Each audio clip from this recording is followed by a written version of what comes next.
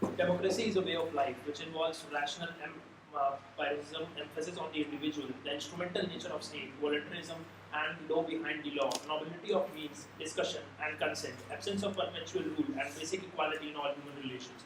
The basis of democracy is equality. The Indian Constitution secures equality before law, where the state protects every individual to ensure socio-economic justice. The Indian Constitution offers liberty of thought, belief, faith, expression, and worship, which gives wider freedom to every individual to develop his or her conscience through practice of any religion.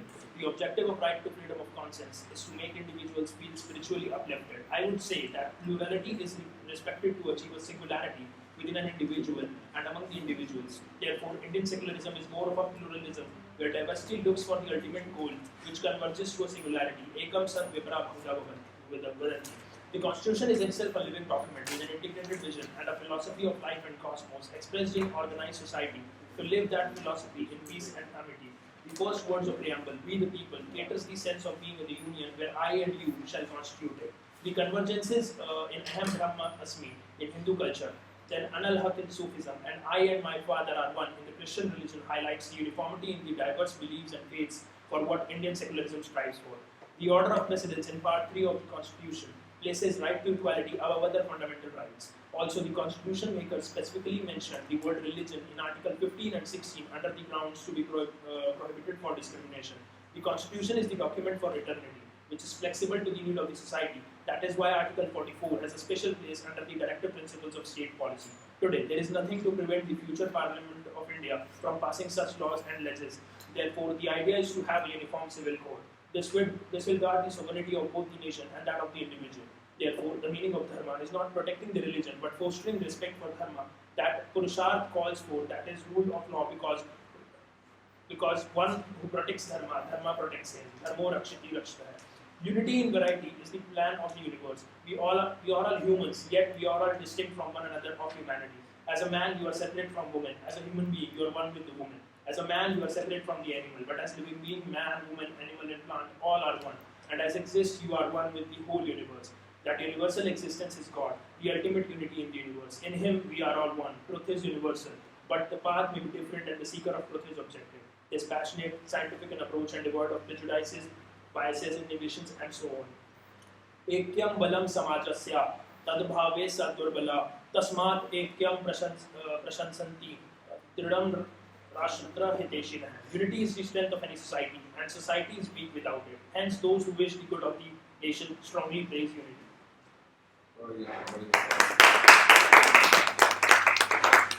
हाँ भाई, तो देखिए इन्होंने सबसे पहली चीज ये कि इन्होंने जो पूरा ओपन किया है अपना इंट्रोडक्शन, वो ओपन किया है डेमोक्रेसी के पिलर से कि रेशनैलिटी, वॉलंटरिज्म, कंसेंट और बेसिक इक्वालिटी। सबसे सही चीज ये है कि क्लासेस जो है वो रिफ्लेक्ट हो रही है आपकी डिबेट के इंट्रो में। क्यों? क्योंकि हमने जब सेकुलरिज्म पढ़ा था तो हमने शुरुआत कहां से करी थी? हमने शुरुआत इक्वालिटी से करी थी। हमने कहा था कि सेकुलरिज्म का जो आधार है वो इक्वालिटी है, तो इन्होंने वहां से शुरू करा, उसका इन्होंने इक्वालिटी को डेमोक्रेसी से जोड़ा। डेमोक्रेसी को फिर इन्होंने बोला कि भाई इक्वालिटी हम क्यों लाना चाहते हैं? क्यों? क्योंकि इक्वालिटी आएगी तो हमारे यहाँ पर जो प्लूरल सोसाइटी है उसमें काइंड ऑफ एक सिंगुलैरिटी रहेगी। उन्हें ऐसा फील नहीं होगा कि हम दूसरों से अलग हैं। उसके बाद एकम सत बहुधा विप्रा वदन्ति, ठीक है ना, कि भाई अब यहां से इन्होंने जो शुरू किया, जो इंट्रोडक्शन का सेकंड पार्ट था, स्पष्ट लिखा है ना ये, इन्होंने बहुत सही तरीके से इंट्रोडक्शन के दो हिस्सों को मर्ज किया है, which is a very good art that you need to master for essays।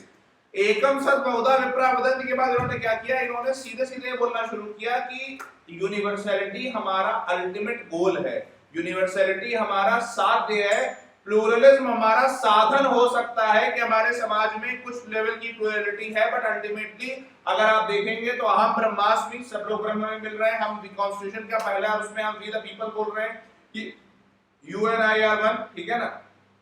तो there is a basic level of plurality, but ultimately gets into, या अल्टीमेटली वो सारा समा किसमें रहा है? वो यूनिफॉर्मिटी या यूनिवर्सैलिटी में समा रहा है, जिसको रामधारी सिंह दिनकर ने कृष्ण की चेतावनी में क्या लिखा है? यह देख गगन मुझ में लय है, यह देख पवन मुझ में लय है, मुझ में विलीन संसार सकल, मुझ में लय है झंकार सकल। ठीक। और जब वो ये कहते हैं कि दृग हो तो दृश्य कांड देख, मुझ में तू सारा ब्रह्मांड देख, तो मतलब यही है कि आप आपका पॉइंट ऑफ रेफरेंस क्या है? जब आप यहां पर बैठे हैं तो आपको लग रहा है कि ये देवेश है, ये साहिल है, ये है, ये वो है, लेकिन अगर आप बाहर से देखेंगे, किसी दूसरी स्पीसीज की नजर से देखेंगे तो वो बोलेगा ये ह्यूमन है। अगर आप मार्स पे बैठे हुए लोगों की नजर से देखेंगे तो वो बोलेगा ये अर्थ के वासी हैं। अगर आप किसी दूसरी गैलेक्सी के उससे देखेंगे तो वो लगेगा ये तो मिल्की वे के वासी हैं। तो जैसे जैसे आपका पॉइंट ऑफ रेफरेंस बढ़ता जाता है वैसे वैसे क्या होता है कि आपकी जो आइडेंटिटी है उसके बंधन टूटते जाते हैं। इसीलिए कहा जाता है कि सूक्ष्म से स्थूल की ओर, फ्रॉम माइक्रो टू मैक्रो। जब आप माइक्रो लेवल पर हो तो आप क्या है कि आपका ईगो है, आप हो, हम हैं, ये रिश्ते हैं, नाते हैं, लेकिन जैसे आप मैक्रो लेवल की ओर जाते जाते हो वैसे ये सारी चीजें छूटने लगती हैं। आपको समझ में आता है कि world universe is beyond our comprehension. ठीक, और इसीलिए हमारे यहाँ पर क्या बोला गया है कि अहम ब्रह्मास्मि, कि उतने बड़े यूनिवर्स का छोटा सा 1/10 बिलियन या 1 ट्रिलियन कुछ हिस्सा मैं हूं, और मेरे जैसे ही बहुत सारे लोग मिला करके उस यूनिवर्स को बनाते हैं। ठीक है ना, बढ़िया, गुड। टीम में था भी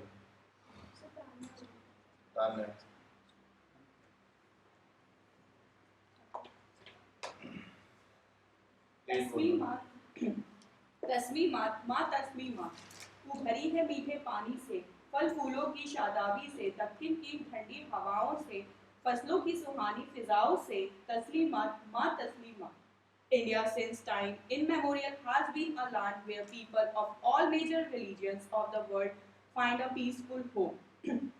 Around 500 Parsis families headed by priests reached the shores of Gujarat to seek a refuge in King Jadav Rana's kingdom. The king showed him a bowl of a milk filled to a brim to show that his country was full and could not accommodate more. The Dastut or the priest put a pinch of sugar into the milk, which immediately dissolved without overflowing the bowl of the milk. By this action, he symbolized that accepting the Zoroastrians would mean they mingle with his people and add sweetness to their lives and country without upsetting the population. The Rana allowed them to settle here under conditions such as they should lay arms, they should learn the local language, and should not convert any local to their religion. This clearly shows that India has always been respecting and welcoming towards diversity. Secularism promotes freedom and equality within religion and between other religions as well. The word secularism in the preamble of the Indian Constitution was added at a later time, but it was always considered to be one of the basic features of the Constitution. N.V. Gadgil in Constitution Assembly said that no constitution can evoke loyalty and the necessary sentiments unless it offers every citizen sufficient inspiration to defend it. This is very reason that the preamble of India recognizes the importance of every individual as it starts from we the people. The Indian Constitution itself recognized the importance of group life in India and sought to enhance India's rich plural diversity within a framework of social reform and change that is visible in Article 25, 26 and other religious and cultural rights. However, Rousseau in his social contract theory states that power of the states come from the people who surrender some of their rights for the larger interest of the society. It is only the partial giving up of certain rights by individuals that results in protection of the rights of the society as the whole.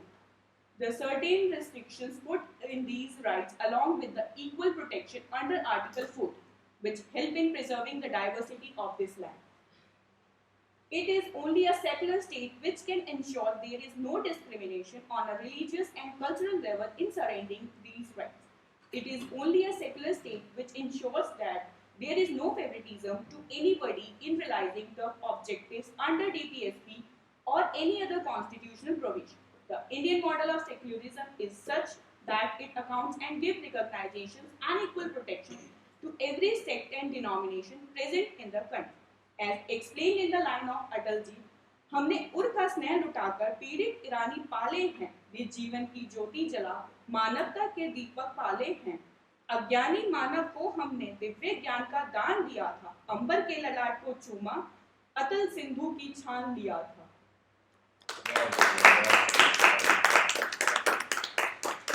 ये बहुत, ये किसने तैयार किया है? बहुत बढ़िया intro है और इन्होंने शुरुआत की है वंदे मातरम के उर्दू अनुवाद से, जो आरिफ मोहम्मद खान ने किया था, तस्लीमात माँ तस्लीमात। उसके बाद देखिए ये अपने आप में एक बहुत तगड़ा इंट्रो है। देखिए इंट्रो इन्होंने जहां से शुरू किया और जहां से खत्म किया वो आपके टॉपिक को एक्सप्लेन कर देता है। बीच में अगर जो एग्जामिनर जो बीच में उसने जो पढ़ा होगा वो भूल भी गया ना, तो जो आपने जहां से शुरू किया है और जहां खत्म किया है वो इतना इंपैक्टफुल होता है कि उसको पता है कि प्रोटेक्टिंग डाइवर्सिटी को ये होल्ड कर रहा है, वो आपको नंबर दे देगा। एसे में इंट्रो लिखने की सबसे बड़ी जो आर्ट होती है वो यही होती है। इसीलिए मैं आपसे जब भी एसे की फ्रेमिंग कराता हूं मैं आपसे कहता हूं आप रुकिए, आप 2 मिनट के लिए सोचिए पहले आपको लिखना क्या है। इसीलिए मैं आपको इतने सारे वीडियोस भेजता हूं लिखने के लिए, देखने के लिए। क्यों? क्योंकि ध्यान रखिएगा जो आप किताबी ज्ञान पढ़ रहे हैं वो आपके बीच में काम आ सकता है, लेकिन आपके इस इंट्रो को ये करने में वो काम नहीं आ सकता।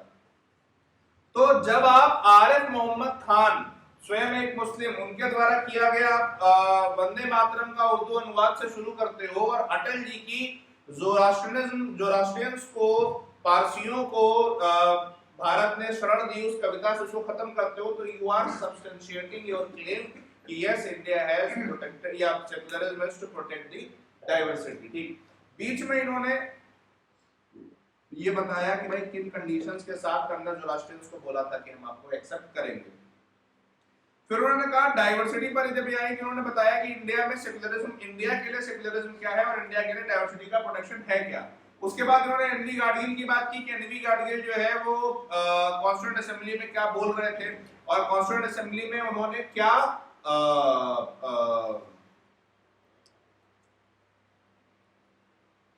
कॉन्स्टिट्यूशन की एक्सेप्टेंस को लेकर के क्या बोला था। ये कॉन्स्टिट्यूशन की एक्सेप्टेंस बनेगी कब लोगों में, ठीक है ना, जब लोगों को ये फील होगा कि मेरी आइडेंटिटी प्रोटेक्टेड है, मेरी आइडेंटिटी पर किसी तरह का हमला नहीं हो रहा है। उसके बाद इन्होंने रूसो की बात करी। ध्यान रखिएगा जान जाक रूसो एक ऐसा व्यक्ति है जो भले ही आपके सिलेबस में लिखा ना हो लेकिन आपके सिलेबस में वो है।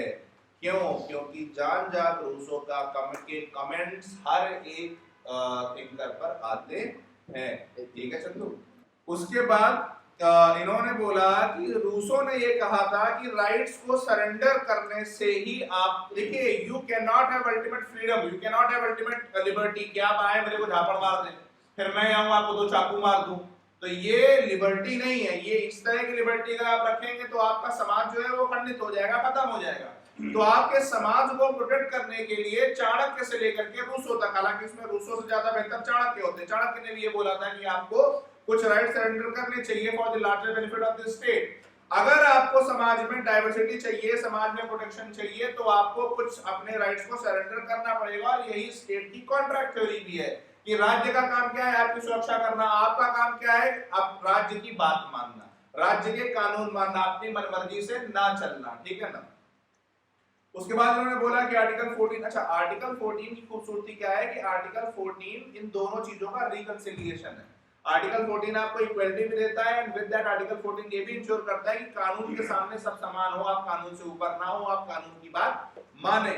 और उसके बाद उन्होंने खत्म किया अटल जी की कविता से जिसने काफी कुछ सब्सटेंशिएट कर दिया है। तो बढ़िया टीम देवेश 15 सेकंड्स नहीं ना या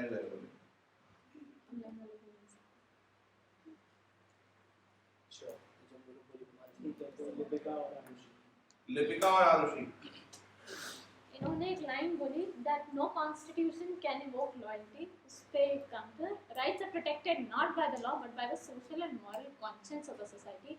Individuals' realization of this existence emanating from the society leads to a feeling of collectivism, that is, individuals are a part of society and thereby they start thinking as a society. And when they think as a society, that will promote social morality, and social morality will begin from there. This is a uniform thought that will bind the entire society together. If individuals think only about their own interests, then that would pervade extreme individualism in the individual. बहुत बढ़िया, बहुत बढ़िया। ध्यान रखिए, इन्होंने जो बोला है वो सोर्स हो गया, इन्होंने जो बोला है वो सोर्स ऑफ लॉ है। इन्होंने जो बोला है वो सोर्स ऑफ लॉ है। और जितने भी सवाल जब चाहे जीएस में आपके आए या चाहे ऑप्शनल में आए, कभी भी जैसे मान लीजिए जीएस में कॉन्स्टिट्यूशनलिज्म पर सवाल आया था, तो जो व्यक्ति ये समझ रहा है कि समाज की सोशल मोरालिटी से निकल रहा है, उसके लिए कॉन्स्टिट्यूशनलिज्म को समझाना आसान है। जो व्यक्ति ये समझ रहा है कि हमारे यहाँ समाज में ये बताया गया है अहिंसा परमो धर्मा, उसके लिए कॉन्स्टिट्यूशनलिज्म का भाव रखना आसान है। जिसको ये पता है कि हमारे शास्त्रों में 2 श्लोक एक साथ लिखे हैं। पहला क्या, हतो वा प्राप्यसि स्वर्गम जीत्वा भा मोक्षसे महीम तस्मातुद्दिष्ठ कौन्तेय युद्धाय कृत निश्चया। मतलब आपको निराश होकर के बैठना नहीं है, आप उठिए और युद्ध करिए। क्योंकि अगर आप युद्ध कर रहे हैं, अगर आप मर गए तो आपको वीरगति प्राप्त होगी, और अगर आप जिंदा रह गए, विजय हो गए, तो आप दुनिया का भोग करो, संसार का भोग करोगे। तो हमारे यहां आपको ये ध्यान रखना है कि इसके साथ साथ एक और लाइन बोली जा रही है, वो क्या, योगा कर्मसु कौशलम। ठीक, तो योगा कर्मसु कौशलम, और इन दोनों को जब आप मिलाएंगे तो आप समझेंगे कि हमारी सोशल मोरालिटी, हमारा विचार, हमारा थॉट इस तरह से भरा गया कि आगे आने वाले सैकड़ों कॉन्स्टिट्यूशंस को हम एक्सेप्ट कर पाए अक्रॉस टाइम एंड स्पेस। 47 में तो एक बनता है ना, उससे पहले तो भाई लोग कहते हैं हिंदू लॉ जैसी कोई चीज क्यों नहीं थी? क्योंकि भाई हमारे यहाँ डाइवर्सिटी लॉ में भी इतनी थी। नारद स्मृति है, मनुस्मृति है, याज्ञवल्क्य स्मृति है, न जाने कितनी स्मृतियां हैं, न जाने कितने कोड हैं, न जाने कितने लॉज हैं। क्यों? क्योंकि वहां पर हमारे लोगों को इस बात का अंदाजा था, इस बात का पता था कि कानून समय के हिसाब से बदलने चाहिए। क्योंकि राज्य लगातार बदल रहे थे, तो अमेंडिंग अथॉरिटी तो एक थी नहीं। जैसे आज भाई भारत सरकार है, तो जब उसको लगा कि संविधान में कुछ बदलना है, उसने अमेंड कर दिया। राज्य बदल रहे थे, तो राज्य बदलने के साथ साथ क्या हो रहा था, नए कोड आ रहे थे। नए कोड मतलब ऐसा नहीं कि पूरा कुछ नया हो जा रहा था, बट उसमें जो कुछ खराब, जो उस समय अच्छा, इसमें भी एक चीज समझिए, अच्छा खराब से ज्यादा जो हमारे यहाँ इंपॉर्टेंट था वो था रेलेवेंट। समाज के लिए उस समय जो रेलेवेंट है वो डाला गया। जैसे आप देखोगे तो पहले बोला गया अहिंसा परमो धर्मा, धर्म हिंसा तथैव च। जब पीस का टाइम था तो अहिंसा परमो धर्मा था। जब आतताइयों का दौर आया, आक्रमणकारियों का दौर आया, तो 13-14 सेंचुरी में क्या हो गया, 12 बरस तो कुकर जीवे और 13 ले जिए सियार, बरस 18 छत्री जीवे, आगे जीवन को धिक्कार। 18 बरस जिएगा, उससे आगे जिएगा तो धिक्कार है उसके जीवन को। क्योंकि उस समय उसकी जरूरत थी। तो कॉन्स्टिट्यूशन सोशल मोरालिटी से खड़ा हो रहा है। सोशल मोरालिटी समाज की जरूरतों के हिसाब से बन रही है। और जो समाज इतना जीवंत हो गया, जिस समाज के अंदर ये जीवंतता आ गई कि मेरे समाज की आज जरूरत क्या है, उसके हिसाब से मैं कानून बनाऊंगा, वो समाज कभी भी खत्म नहीं हो सकता। ठीक, बढ़िया, आगे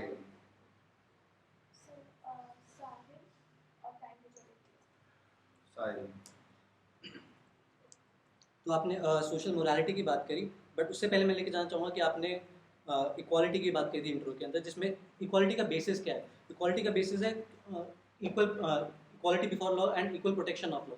जब तक आप एक सर्टेन लेवल पे हर एक इंडिविजुअल को नहीं पहुंचा पाओगे, तब तक वो आप इक्वालिटी अचीव नहीं कर पाओगे। एंड हर एक इंडिविजुअल की नीड्स अलग है, तो उसको डाइवर्सिफाइड उसकी जो नीड्स है उनको एक लेवल पे लेके आना, वो एक बेस बनता है उसका। फिर आपने एकम सत्य और यूनिवर्सलिटी की बात की, बट जब तक आप हर एक डाइवर्सिटी को आप एक्सेप्ट नहीं करोगे हर एक इंडिविजुअल लेवल पे, तब तक वो एक डाइवर्सिटी फॉर्म नहीं कर सकती। एंड इसी का एक सोशल मोरालिटी है। सोशल मोरालिटी में आपने जो बात करी, उसमें वी द पीपल का सैंक्शन एक ग्रुप होता है, बट उससे पहले उसका सैंक्शन आ रहा है इलेक्शन से। इलेक्शन में हर एक इंडिविजुअल का वोट मैटर करता है to form that group of opinion. So the diversified in all the opinions and all the vote and all the sanction of the people shapes the social morality of that period. And I want to highlight the importance of individual in the Indian cultural context.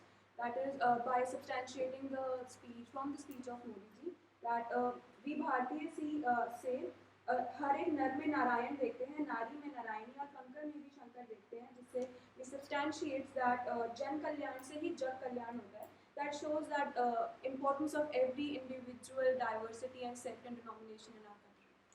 बढ़िया। जन कल्याण से जग कल्याण। तो इन्होंने जो बोला, साहिल ने जो बोला वो क्या है बेसिकली, इन्होंने कहा कि आप कह रहे हो वी द पीपल, लेकिन वी द पीपल का बेसिक कॉन्स्टिट्यूएंट कौन है? वी द पीपल का बेसिक कॉन्स्टिट्यूएंट एक इंडिविजुअल है, एक इंडिविजुअल सैंक्शन दे रहा है, उससे वी द पीपल खड़े हो रहे हैं, तो जो बेसिक कॉन्स्टिट्यूएंट है वो तो एक इंडिविजुअल ही है ना। दूसरा इन्होंने कहा कि आपको ध्यान रखना होगा कि आप जब सोशल मोरालिटी की बात कर रहे हो तो सोशल मोरालिटी के अंदर समाज, एक समाज के अंदर भी अलग अलग लोगों की अलग अलग डिमांड, अलग अलग नीड हो सकती है और आपको उनको भी कैटर करना पड़ेगा। और उसके बाद दिया ने बोला कि भाई मोदी जी ने बोला था कि हम हर नर में नारायण देखते हैं, हर नारी में नारायणी देखते हैं और कंकर में शंकर देखते हैं, यानी कि हम जन कल्याण से जग कल्याण की बात कर रहे हैं। अंत्योदय का भाव भी यही है कि जब अंतिम व्यक्ति पर खड़े, अंतिम पायदान पर खड़े व्यक्ति का उदय होगा तो ही अंत्योदय की संकल्पना साकार हो सकती है।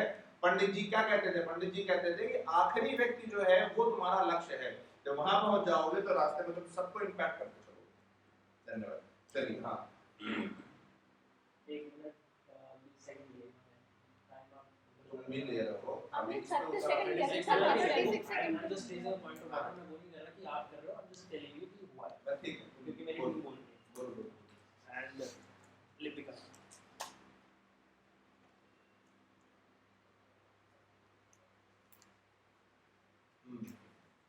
इन्होंने इक्वालिटी की बात करी, बिल्कुल सही बात है। लाइफ, लिबर्टी, इक्वालिटी, ये पूरे हमारे कॉन्स्टिट्यूशन का, पूरे हमारे सिविलाइजेशन का कल्चर तेज बोलो।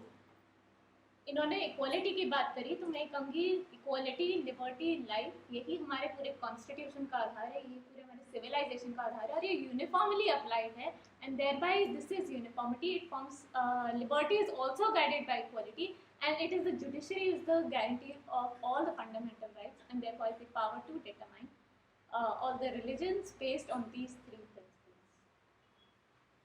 ठीक है, ये क्या कह रही हैं?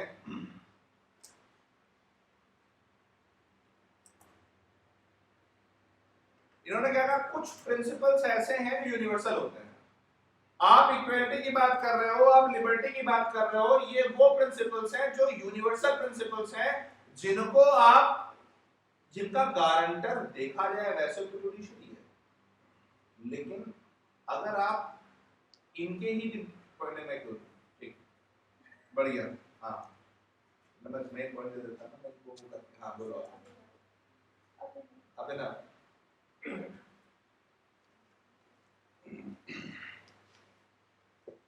इन्होंने बोला लिबर्टी और इक्वालिटी के बारे में कि संविधान में यूनिफॉर्म तरीके से अप्लाइड है।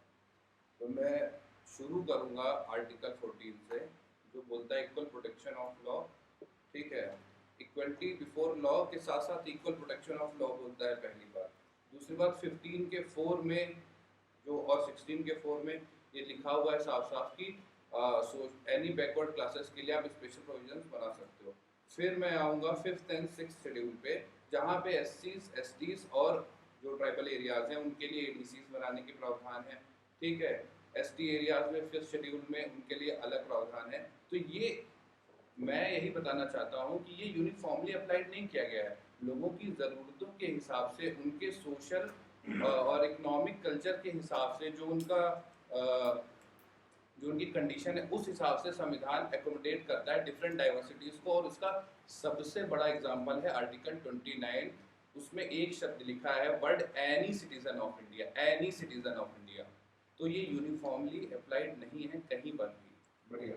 भाई इन्होंने क्या बोला कि आर्टिकल 14 में इक्वल प्रोटेक्शन ऑफ लॉ की बात बोली जा रही है और इक्वल प्रोटेक्शन ऑफ लॉ हमें संविधान में दिख कहाँ रहा है? 5th और 6th शेड्यूल में हम ऑटोनोमस डिस्ट्रिक्ट काउंसिल बना रहे हैं, ट्राइबल्स को अपने आप को गवर्न करने के राइट दे रहे हैं। उसके अलावा 371 ABCDEF हम बना रहे हैं अलग अलग राज्यों के लिए। उसके साथ साथ हम क्या कर रहे हैं, 15(4) में हम बोल रहे हैं कि SCs के लिए, OBCs के लिए अलग प्रोविजन बनेंगे। 15(2) में हम बोल रहे हैं महिलाओं बच्चों के लिए अलग प्रोविजन बनेंगे। और इन सब को मिलाकर के आर्टिकल बनता है आर्टिकल 29, जिसमें हम क्या लिखते हैं any citizen of India residing in any part of the country can, if they have a distinct language or culture, they can protect the same.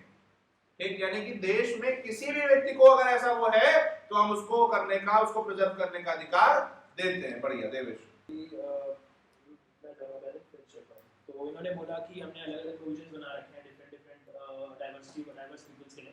तो एक सिंपल सा एग्जांपल उठाते हैं. 73rd and 74th constitutional amendment जब आया था तो ग्राम पंचायत वाले जो लॉज इंप्लीमेंट किए गए थे वो पहले विलेजेस में इंप्लीमेंट किए गए थे, लेकिन ट्राइबल्स के ऊपर स्टार्टिंग में इंप्लीमेंट नहीं किए गए थे. बाद में अलग से एक लॉ बनाया गया था और उसके बाद ट्राइबल्स में इंप्लीमेंट किया गया था. बट उसके अंदर भी एक यूनिफॉर्म स्ट्रक्चर रखने की कोशिश की गई थी. ऐसा नहीं किया गया था कि उनको फुल ऑटोनॉमिसिटी दे दी गई थी. एक लिमिटेड ऑटोनॉमिसिटी दी गई थी और उसके साथ साथ एक यूनिफॉर्म स्ट्रक्चर बनाने की कोशिश की गई थी.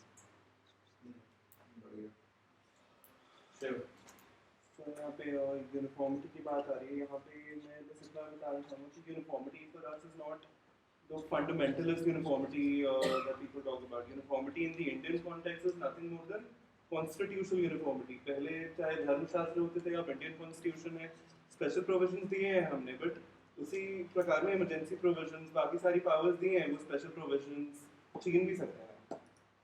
कॉन्स्टिट्यूशनल यूनिफॉर्मिटी इम्पोज होने की बात होती है.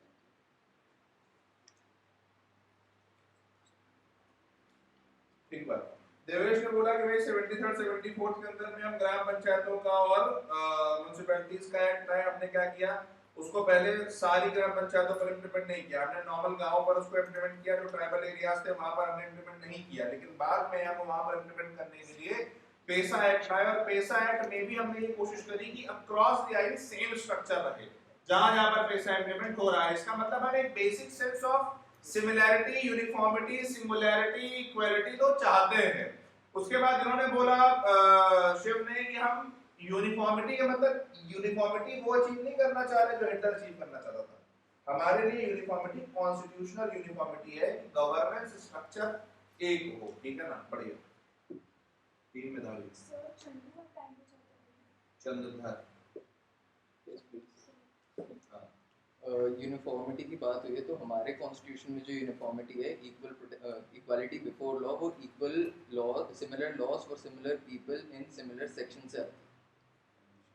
एंड जो ये सेक्शन एंड जो डिफरेंट सेक्शंस है, जो सिमिलर सेक्शंस की एक अलग ग्रुपिंग है, वो एक कोड डिसाइड करता है. बट वो जो एक कॉन्स्टिट्यूशन रिस्पेक्ट करता है कि हाँ एक सर्टेन डिफरेंट ग्रुपिंग हो सकती है and that is the and उसमें कोई डिफरेंस ना हो और specially on the religious basis वो एक सेकुलर स्टेट ही इंश्योर कर पाएगी.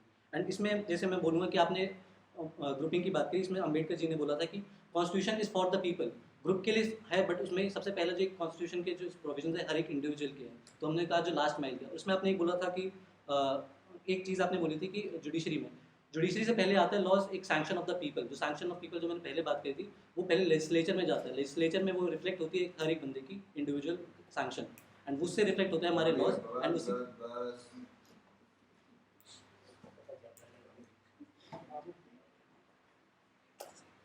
भाई दो मेन पॉइंट्स आए हैं इनकी तरफ से. पहला पॉइंट क्या था कि आर्टिकल 14 में हम कह रहे हैं similar laws for similar people in similar conditions. ठीक है ना.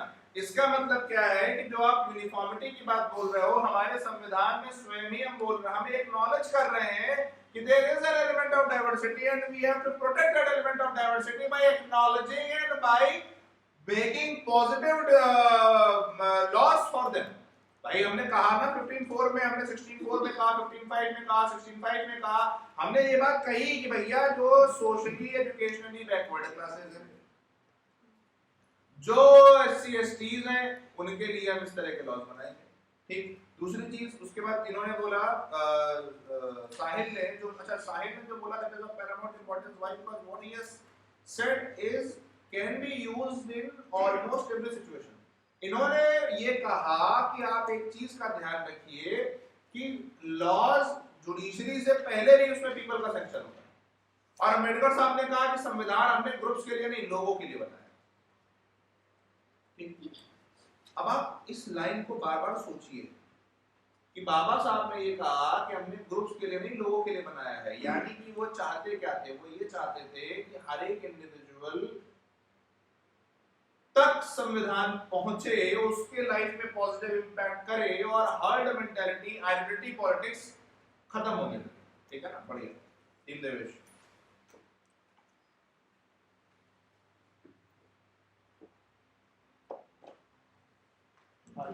आरुषि।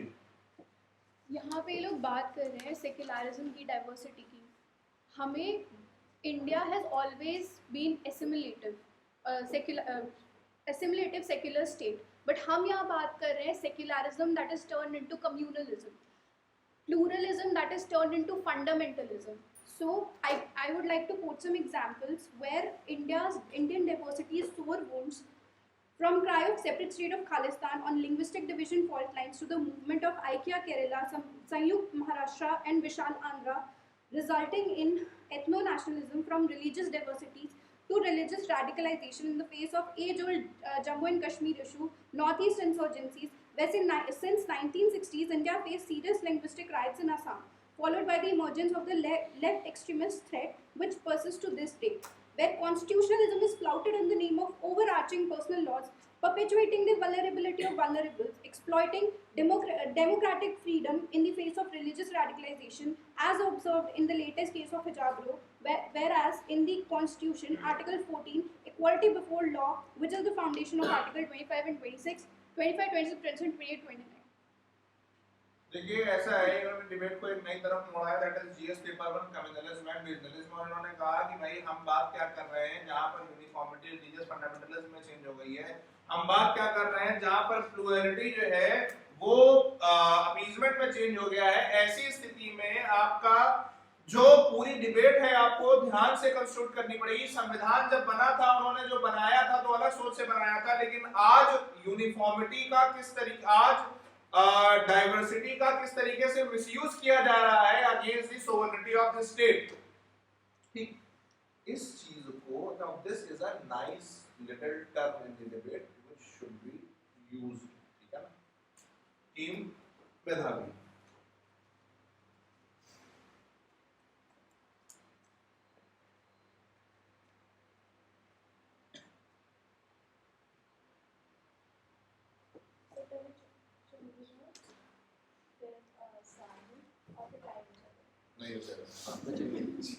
सर मैं ये बोलना चाहता हूँ, अगर आप रिलीजन को माइनॉरिटी से जोड़ोगे तो you are yourself endorsing communalism, तो वो नहीं होना चाहिए। एंड सेकंड पॉइंट कि आप कोई अगर पॉलिटिकल मीन्स के लिए आप रिलीजन को आप इन्वॉल्व करते हो, सेक्शन 123 ऑफ आरपीए 1951, उसमें आप डिस्क्वालीफाई हो जाओगे। सेकेंडली एसआर बोमई केस में सुप्रीम कोर्ट ने अपील किया था कि कोई भी स्टेट गवर्नमेंट अगर सेक्युलरिज्म के बेसिक स्ट्रक्चर को फॉलो नहीं करती, then it can be dismissed under article 355 और 356। बहुत बढ़िया, मेधावी। तो जो इंटरनल सिक्योरिटी चैलेंजेस और फंडामेंटलिज्म की बात की गई है, they stem from the issue that one religious group और one sect wants to monopolise और wants to uniformise the entire area.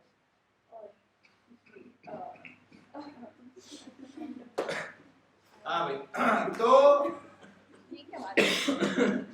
एक चीज ध्यान दीजिए, इन्होंने एक सबसे बढ़िया लाइन जो बोली वो चंद्रधर ने बोली है, it is very good to see you coming of age. इन्होंने कहा कि अगर आप रिलीजन को माइनॉरिटी से जोड़ोगे तो आप खुद कम्युनलिज्म को प्रमोट कर रहे हो। ये माइनॉरिटी का मतलब रिलीजन नहीं होता है। माइनॉरिटी लैंग्वेज के आधार पर भी हो सकती है, माइनॉरिटी रीजन के आधार पर भी हो सकती है, माइनॉरिटी रिलीजन के आधार पर भी हो सकती है, किसी के भी आधार पर हो सकती है। तो अगर आप माइनॉरिटी को रिलीजन से जोड़ रहे हो तो आप स्वयं कम्युनल हो। उसके बाद इन्होंने साहिल ने बोला कि रिप्रेजेंटेशन ऑफ पीपल एक्ट 151, देखिए क्लास डिवीजन से ये होता है, ठीक, ये है क्लास डिवीजन कमाल।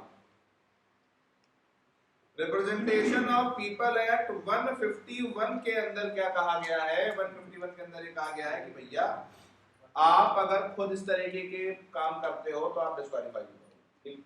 और उसके बाद एसआर मुंबई केस में क्या बोला गया, एसआर मुंबई केस में ये बोला गया कि भैया सेक्युलरिज्म बेसिक स्ट्रक्चर का हिस्सा है और अगर आप उसको फॉलो नहीं करते हो तो आप डिस्क्वालीफाई, मतलब आपकी सरकार को डिसमिस किया जा सकता है। और इन्होंने बोला कि माइनॉरिटी पर किसी एक ग्रुप की मोनोपोली नहीं हो सकती। Minority is a broader term, और इसलिए जब एक ग्रुप माइनॉरिटी को माइनॉरिटी शब्द को या माइनॉरिटी स्पेस को मोनोपोलाइज करने लगता है, देन प्रॉब्लम स्टार्ट। एक बढ़िया टीम देवेश।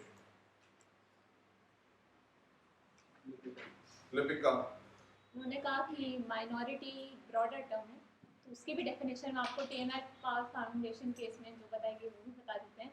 उन्होंने कहा था that the test for determining who are linguistic और religious minorities would be one and the same either in relation to a state legislation or a central legislation. The quote in TMI और दूसरी बात ये है कि national commission for minorities जो है उसके अंडर में सेंट्रल गवर्नमेंट डिसाइड करती है कि माइनॉरिटीज़ कौन रहेगा इंडिया में।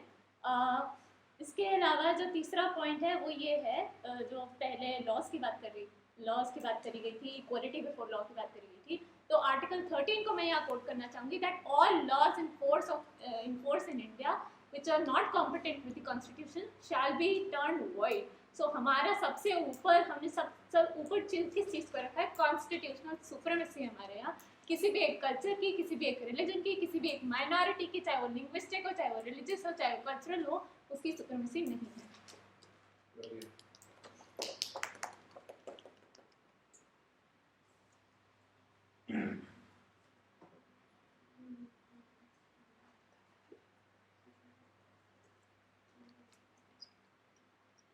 इन्होंने क्या बोला कि टीएन पाई फाउंडेशन केस में इन्होंने क्या बोला कि टीएन पाई फाउंडेशन केस के अंदर कौन माइनॉरिटी होगी इसकी डेफिनेशन दी गई, और उसकी डेफिनेशन भी कैसे दी गई कि स्टेट में और यूनियन में माइनॉरिटी जो है वो एक ही उसका डेफिनेशन होगी या एक ही क्राइटेरिया से वो बताया जाएगा। और उसके बाद इन्होंने माइनॉरिटी की जो कैटेगरीज है, चाहे वो लिंग्विस्टिक हो, उसके अलावा चाहे वो रिलीजियस हो, ठीक है ना, वो सारी चीजों को इन्होंने बोला कि टीएन पाई फाउंडेशन केस में see there is itself an inherent angle of uniformity in the definition of minority as explained in TN by Foundation case. बढ़िया, ईमेदार।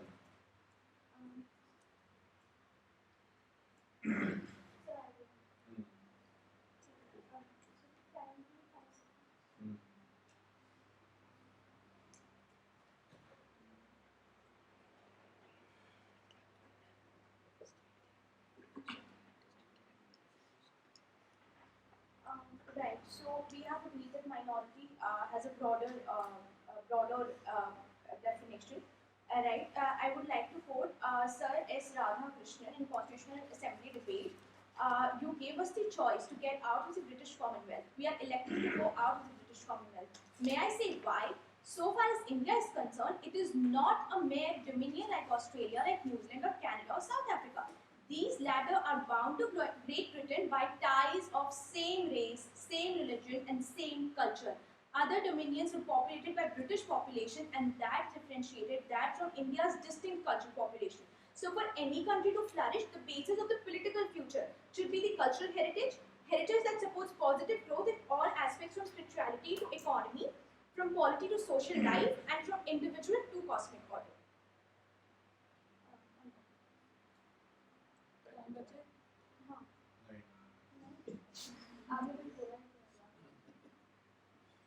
हाँ भाई, तो इन्होंने टीएन पाई वाले केस वाले सवाल को डक किया और उसके बाद सर्वपल्ली राधाकृष्णन को कोट करते हुए उन्होंने कहा था कि कल्चरल हेरिटेज जो है that is important for any for the growth of any political growth of any country. ध्यान रखिएगा एक चीज कि सर्वपल्ली राधाकृष्णन जब ये कह रहे थे तो उनका कॉन्टेक्स्ट क्या था? उनका कॉन्टेक्स्ट ये था कि आप पहले तो इंडिया का जब संविधान बना रहे हैं तो don't take too much influences from countries like US और कनाडा और ऑस्ट्रेलिया, बिकॉज वो सारी व्हाइट कॉलोनीज हैं, सेम रेस की कॉलोनीज हैं, वहां पर ज्यादातर यूरोपियंस ब्रिटिशर्स ही इनहेबिट कर रहे हैं, तो उनके लिए डोमिनियन स्टेटस लेना ठीक है। हम हमारी सभ्यता, हमारी संस्कृति इनके देश के इतिहास से बड़ी है, इनके देश के इतिहास से लंबी है, हमारा अपना एक डेमोक्रेटिक कल्चर है, हमारे यहाँ अपने एक प्लूरलिज्म है, तो हमारे यहाँ कल्चर हेरिटेज को प्रोटेक्ट करना पॉलिटिकल स्टेबिलिटी के लिए जरूरी है। ये इन्होंने टीम देवेश सर पहले मैं फिर गौरव। हाँ बोलो। तो इन्होंने बात करी कॉन्स्टिट्यूशनल असेंबली डिबेट्स की। मैं बस एक लाइन कोट करना चाहूँगा, लोकनाथ मिश्रा जी ने बोला था कॉन्स्टिट्यूशनल असेंबली डिबेट में, our secular state is a slippery face a device to bypass the ancient culture of the land. कहने का मतलब ये है कि हाँ, हम जिस सेकुलरिज्म की बात कर रहे हैं वो सेकुलरिज्म हमारे यहाँ पे हम सेकुलरिज्म की डिबेट में उन्होंने ये बोला था कि ये सेकुलरिज्म वर्ड कहाँ से आया, राइट? लेकिन ये ancient culture of the land को डिफीट कर देगा, क्योंकि हमारा कल्चर कभी भी वो नहीं रहा है कि हम डिविजन्स करेंगे. हमारा कल्चर रहा है हम एक्सेप्टेंस करेंगे, असिमिलेशंस करेंगे और एक यूनिफॉर्म स्ट्रक्चर बनाएंगे उसके साथ साथ, राइट?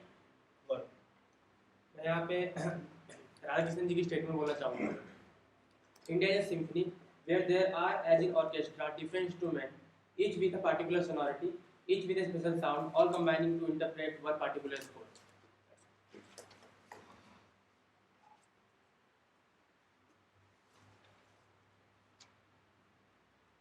लोकनाथ मिश्रा जी ने कॉन्स्टिट्यूएंट असेंबली में ये बोला था कि जो सेकुलरिज्म की आज की परिभाषा है वो भारत के एंशिएंट कल्चर को, भारत के एंशिएंट एक वे ऑफ लाइफ को डिफीट कर देगी, क्योंकि सेकुलरिज्म जो है वो बहुलवाद नहीं है. सेकुलरिज्म टॉलरेंस है, जो वेस्ट का सेकुलरिज्म है. और उसके बाद इन्होंने बोला, गौरव ने बोला कि भारत के लिए सेकुलरिज्म का मतलब क्या है, जहां पर ऐसी हजारों आवाजें एक उसमें निकल रही, एक सुर में निकल रही, मिले सुर मेरा तुम्हारा तो सुर बने हमारा. ऐसे तो ये डिबेट का कंक्लूजन था, लेकिन ठीक है, कोई बात नहीं. हाँ, टीम में दावी 5 से तुम 15 पे चले गए, अभी तुम कह रहे हो उसके बाद समय तुम ही बता दो. जो आपने बात करी है वो वेस्टर्न सेकुलरिज्म है, न्यूट्रलिटी ऑफ स्टेट है. आपके सेकुलरिज्म में, मतलब वेस्टर्न सेकुलरिज्म में स्टेट रिलीजन के इल्स को ख़त्म नहीं करेगा. हमारा सेकुलरिज्म प्रोएक्टिव है और इंडियन स्टेट प्रोएक्टिव है. वो इल्स जो हैं रिलीजन के वो ख़त्म कर देगा और ऐसा बहुत बार हुआ भी है.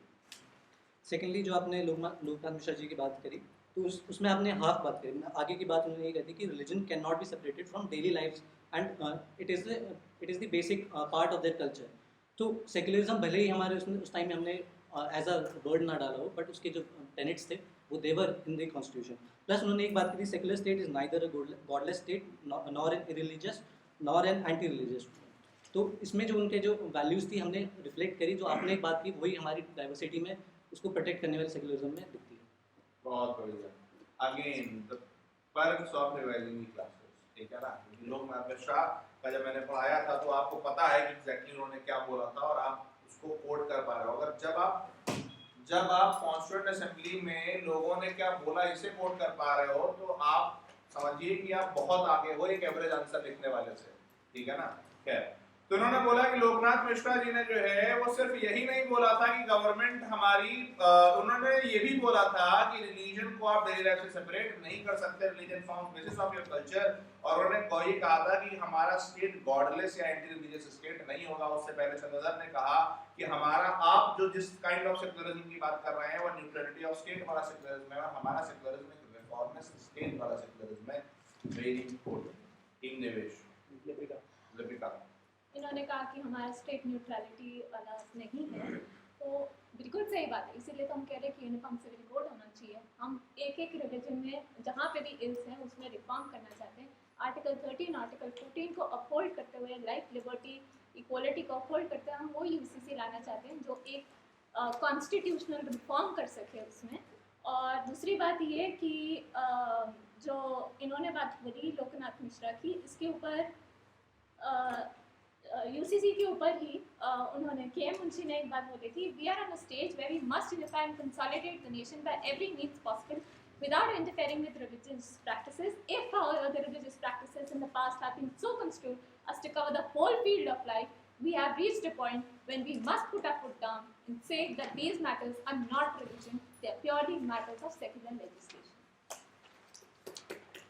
जो डिफरेंस वहां पर बताया जा रहा था रिलीजियस मैटर्स और सेकुलर मैटर्स के बीच में, जब आप वो डिफरेंस ले करके चलते हो तो आपको ये समझ में आता है कि your quest for uniformity, see you need to understand one thing. एक बार जरा आखिरी रिपीट करना. If, however, the religious practices in the past have been so construed as to cover the whole field of life, we have reached a point where we must put our foot down and say that the matters are not religion, they are purely matters of secular legislation. अगर आप all walks of life के लिए laws बना रहे हो तो आपको ये सेग्रेट तो करना पड़ेगा कि ये रिलीजन का मैटर है और ये सेकुलर मैटर।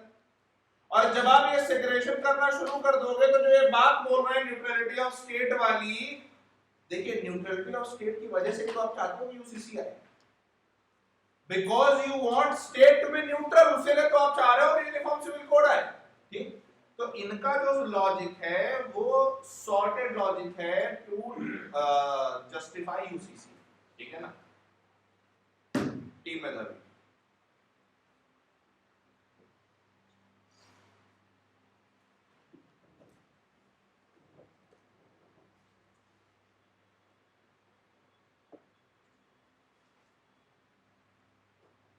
आज ही बताऊंगा सर पहले चंद्र करना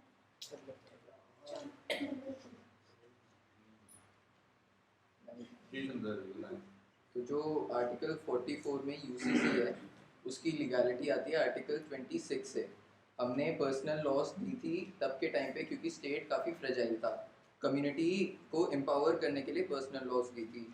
हमारे आर्टिकल 26 में रिलीजियस डिनोमिनेशन का यूज़ है, मतलब फॉर एग्जांपल शिया और सुन्नी इनकी भी अलग अलग क्या बोलते हैं अपनी नॉर्मल चीज़ें ये एडमिनिस्टर कर सकते हैं। और सिर्फ ये सिविल लॉज में दिया है हमने, पर्सनल लॉज, क्रिमिनल लॉ सबके लिए सेम है। ठीक है, 10 सेकंड अब ना उसे ऐसे मत करो, एक मिनट। हाँ भाई, आर्टिकल 44 इन्होंने कहा कि आर्टिकल 44 की लीगैलिटी कहां से आ रही है, आर्टिकल 26 से। अगेन जो सीधे सीधे क्लास में हमने देखा था कॉन्स्टिट्यूशनैलिटी ऑफ यूसीसी, आर्टिकल 26 से क्यों आ रही है कि article 26 is the source of personal loss. और आर्टिकल 26 में लिखा हुआ सीधे सीधे कि भैया आपको कम्युनिटी राइट्स होंगे, आप इंस्टीट्यूशंस बना सकते हो, अपने रिलीजियस इंस्टीट्यूशंस बना सकते हो, उससे अपने रिलीजियस मैटर्स को रेगुलेट कर सकते हो। लेकिन 26 देने का आधार क्या था, 26 देने का आधार, 26 देने का बैकग्राउंड जो है वो संविधान का वो दौर था, देश का वो दौर था जिस समय पर देश में पार्टीशन हुआ था, कम्युनिटीज में एक लैक ऑफ फेथ थी, कम्युनिटीज को लग रहा था हम यहाँ पर कैसे रहेंगे, उस समय पर इसे बनाया गया था। तो आपको एक बात बहुत ध्यान रखनी होगी कि कौन सी चीज किस कॉन्टेक्स्ट में लाई गई है उसकी अंडरस्टैंडिंग भी बहुत जरूरी है। इसलिए इन्होंने जो पॉइंट यहाँ पर बोला वो बढ़िया पॉइंट है। जी देवेश, मैं और शिव पहले मैं बोलो।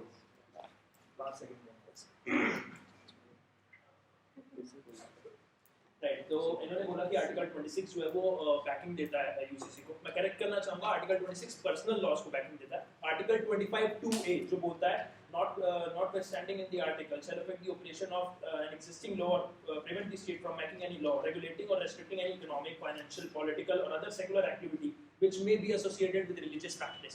ये है जो कॉन्स्टिट्यूशनल और लीगल बैकिंग देता है यूसीसी को। ये बात मैं नहीं बोल रहा हूँ, ये बात कॉन्स्टिट्यूशन असेंबली डिबेट्स में भी हो चुकी थी कि आर्टिकल 25(2)(a) जो है वो कॉन्स्टिट्यूशनल बैकिंग इसलिए देता है क्योंकि कोई भी करप्ट प्रैक्टिस अगर है किसी रिलीजन में, जैसे हमने बोला कि किसी भी रिलीजन में अगर कोई करप्ट प्रैक्टिस है उसको करेक्ट करके एक यूनिफॉर्म स्ट्रक्चर, एक यूनिफॉर्म लॉ बनाया जाएगा।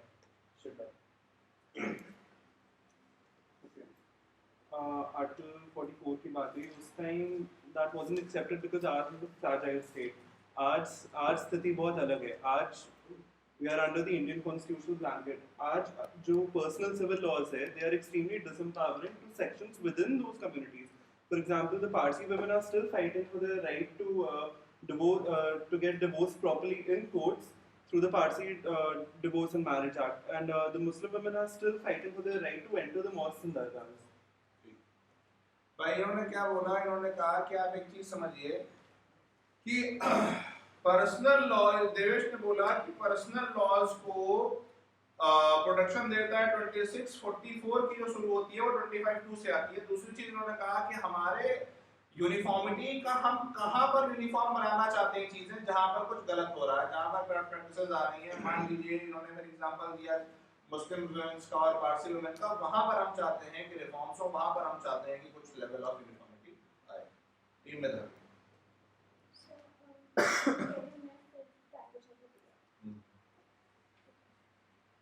right, right. So on the same page of the Constitution, you'll go a little down and see Article number 46, which is the promotion of education, economic interests of scheduled castes, scheduled tribes, and other weaker sections. और uniform civil code और इसे दोनों में DPS में रखा गया because you recognise yourself कि fragile state था, राइट. सो पर्सनल लॉज को जब आपने डिफाइन किया तो क्या क्राइटेरिया लिया, आप कैसे जनरलाइज कर सकते हो पर्सनल लॉज को. Can you bring the same uniform laws to a matrilineal society of the Khasis in Meghalaya? Can you bring the same laws to Nayars in Kerala? And thanks to the uniformity imposition, the matrilineal society is almost finished in Ezawas of Kerala. Then can you bring the same laws to the matrilocal method to property dealings in other sections of the indigenous population, that is the native population. Then communities in Bunt and Bilava of Tulu ethnicity, which had the eldest female member, has now also vanished because of the uniformity imposition of the same rule in the state.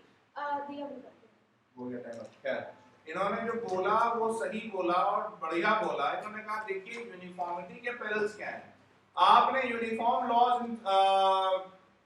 लगाने शुरू किए तो क्या हुआ, मेघालय से लेकर के केरला के जो एजावा कम्युनिटी है, जो तुरुलैंड्स की ऐसी कम्युनिटीज हैं जो मैटरनल कम्युनिटीज थी, आपके यूनिफॉर्म लॉज इंपोजिशन की वजह से वो ऐसी कम्युनिटीज खत्म हो रही हैं. तो आपकी यूनिफॉर्मिटी की वजह से समाज की डाइवर्सिटी का को खतरा बन रहा है. आपकी यूनिफॉर्मिटी इस तरह से नहीं होनी चाहिए कि आप समाज की ऐसी प्रैक्टिसेस जो कि सही प्रैक्टिसेस हैं, जो समाज के लिए हितकारी प्रैक्टिसेस हैं, उनको आप खत्म कर रहे हो. नंबर 2, इन्होंने 46 का यूज किया कि 46 में बोला गया है अदर वीकर सेक्शंस SC/STs इनके लिए हम वो करेंगे. हालांकि दैट शुड बी अवॉइडेड क्योंकि उसका यह कॉन्टेक्स्ट नहीं बन रहा था. दूसरा जो पॉइंट उन्होंने बोला वो बढ़िया पॉइंट. टीम देवेश इन्होंने बताया यूनिफॉर्मिटी के बैलेंस क्या होते हैं. मैं यूनिफॉर्मिटी डिफाइन कर देता हूं जो UCC के अंदर हम लाना चाह रहे हैं. Uniformity means keeping every religion in mind and tackling religious skills of all religions by creating an enabling legal framework while protecting your cultural legacy. Uniformity doesn't mean killing diversity. और article 25(2)(b जो activate कर रहा है article 14 को, article activate हो रहा है article 14 से. आर्टिकल 26 जो है टेम्परेरी मेजर था. मैं आपको फिर से याद दिलाना चाहूंगा. और UCC was the end goal which the constituent assembly debates में हम बात कर चुके हैं उसके बारे में. इन्होंने ट्राइबल्स की बात करी तो सबसे पहले मैं बताना चाहूँगी कि ट्राइबल्स का कल्चर ही अपने आप में ऐसा था कि वो लार्जर गोल ऑफ कॉन्स्टिट्यूशनलिज्म को अचीव करना चाहता है. सबसे पहला पॉइंट ये. दूसरा पॉइंट ये उनका फिलॉजिकल प्रैक्टिसेस ऐसी थी जो आज के STG के सिंक में थी, which is a uniform goal. Third point, it was their constitutionalism that has maintained the civilizational eternity of the Indian subcontinent. अच्छा भाई, तो ये दो चीजें आई. पहला तो उन्होंने कहा कि यूनिफॉर्मिटी डेफिनेशन, उन्होंने कहा हमारे लिए यूनिफॉर्मिटी जो है वो एक इनेबलिंग प्रोविजन है, does not mean destroying diversity. तो उन्होंने कहा 44 की आप बात कर रहे हो, आर्टिकल 44 एंड गोल था. 44 जो है वो साधन नहीं है, वो साध्य है. 46 जो था वो साधन था कि कुछ समय के लिए आप जो आपके डाइवर्स कम्युनिटीज हैं, जो आपके SC/STs हैं, जो आपके माइनॉरिटीज हैं, उनको ये लगे कि नहीं भाई हमारे लिए भी कुछ हो रहा है. और जब उनका विश्वास देश के सिस्टम में, लॉ ऑफ द लैंड में मजबूत हो जाए तब आप 44 में. ठीक. और उसके बाद दीपिका ने कहा कि जब आप ट्राइबल्स की बात कर रहे हो तो tribals are already holding the larger structure of cosmic intelligence या एनवायरमेंटलिज्म या फिर कॉन्स्टिट्यूशनलिज्म. ठीक है ना. उनकी सारी जो प्रैक्टिसेस हैं वो वैसी ऑलरेडी हैं. ठीक. बढ़िया. टीम में दावी अभिनव दिया सबसे पहले मैं मॉडर्न हिस्ट्री उठाना चाहती हूँ कि कैसे ब्रिटिशर्स जो हैं वो इंडिया में आए थे and they impose uniformity in India. हम देख सकते हैं कैसे Christian missionaries has imparted into the northeast part of India, and 98% of population of India is affected by Christian missionaries. And I want to tell about the integral humanism. The system of integral humanism enable us to visualize the emergence of the world state enriched by growth and contribution of different national cultures and evolution of Manav Dharma enhanced by the virtues of all religions including materialism. समय नहीं. बहुत बढ़िया. भाई इन्होंने तो दिया ने जो बोला वो दोबारा बोलेगी दिया.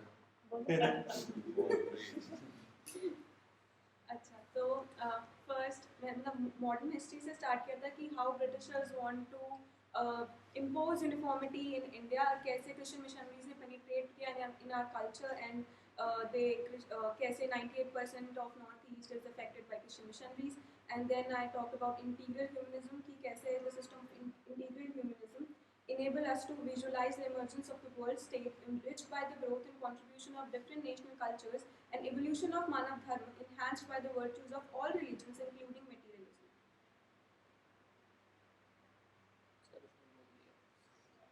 बात तो ठीक है तुम्हारी, लेकिन मैं ये समझना चाह रहा हूँ कि जो ब्रिटिशर्स वाला तुमने जोड़ा उसका कॉन्टेक्स्ट क्या है?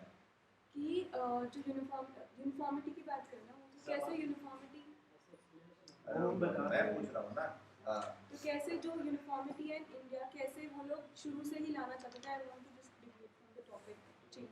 अच्छा स्ट्रेटजी होता सच नहीं बोला था। अच्छा ठीक बात है। तो भाई ये जो है इनका कॉन्टेक्स्ट ये था कि नॉर्थ ईस्ट में क्या हुआ, नागा के अंदर 313 ट्राइब्स थी, 300 प्लस ट्राइब्स थी, इतनी डाइवर्सिटी थी। आपने करा क्या, आपने वहां पर क्रिश्चियन मिशनरीज को ले जा करके और उनके पूरे कल्चर को खत्म कर दिया और एक सिंगुलर कल्चर इंपोज कर दिया। वो आपके लिए यूनिफॉर्मिटी थी। उसकी वजह से क्या हुआ, उनके अपने कल्चर खत्म होने लगे और वहीं पर एकात्म मानव दर्शन में या दीनदयाल जी के लिए या भारतीय परंपरा में क्या अचीवेबल था।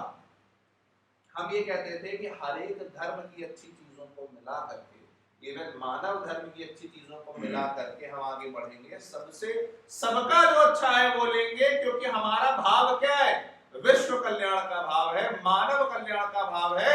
और जब आपकी लैंड मानव कल्याण में जाएगी तब आप परम वैभव को प्राप्त कर सकते हैं। ठीक, चलिए बढ़िया। टीम देवेश, आरुषि अगर टाइम बचा तो लिखेगा। आरुषि, इन्होंने ब्रिटिशर्स की बात की, so I would like to tell them your that Britishers को गए हुए 75 ईयर्स हो चुके हैं। It's high time we come out of the colonial hangover and ethnic divisions. इन्होंने नॉर्थ ईस्ट की भी बात की, तो नॉर्थ ईस्ट में अभी जो एथनिक डिविजन्स ऑलरेडी हैं, जितने फैक्शंस में नॉर्थ ईस्ट टूट गया है, फॉर एग्जाम्पल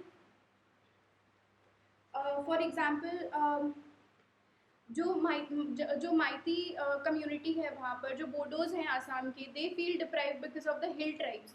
सो ऐसे बहुत सारे एग्जाम्पल्स हैं because of which the external factors gets to exploit those fault lines, endangering India's sovereignty, which is the first and foremost approach of our constitution to uphold the sovereignty of India, and that is why UCC is required. A unifier UCC is required.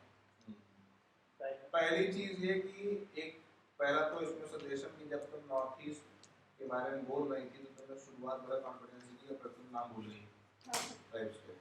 ठीक, तो debate का सुन लो, debate का purpose ये है कि जब आपको जो विषय दिया जाए डिबेट वाले दिन तक वो इतनी बार रिवाइज हो जाए। अब आपने अगर नॉर्थ ईस्ट की ट्राइब्स रिवाइज कर ली तो आप समझिए जीएस पेपर 3 में जो नॉर्थ ईस्ट इंसर्जेंसी पर सवाल आते हैं वो कैटर हो गए, जीएस पेपर 1 में जो रीजनलिज्म पर सवाल आते हैं वो कैटर हो गए, जीएस पेपर 2 में जो autonomous area, tribal area, governance पर सवाल आते हैं वो कैटर हो गए। तो कभी भी ये मत समझिए कि आप सेकुलरिज्म की डिबेट में सेकुलरिज्म की तैयारी कर रहे हैं। मैं बार-बार हर डिबेट में मैं आपको ये समझाता हूं, आपका जो रिसर्च का कंपोनेंट है डिबेट को लेकर के, दैट इज समथिंग जो आपको एक एवरेज एस्पिरेंट से बहुत ऊपर लेके जा रहा है। तो आपको मीती वर्सेस कुकी कॉन्फ्लिक्ट याद होना चाहिए था। आपको ये याद होना चाहिए था कि मणिपुर के सेनापति डिस्ट्रिक्ट में हिल वर्सेस जो तराई वाले लोग हैं उनका कॉन्फ्लिक्ट हुआ था। आपको याद होना चाहिए था कि अरुणाचल प्रदेश में जो तवांग डिस्ट्रिक्ट है वहां पर कॉन्फ्लिक्ट चल रही है।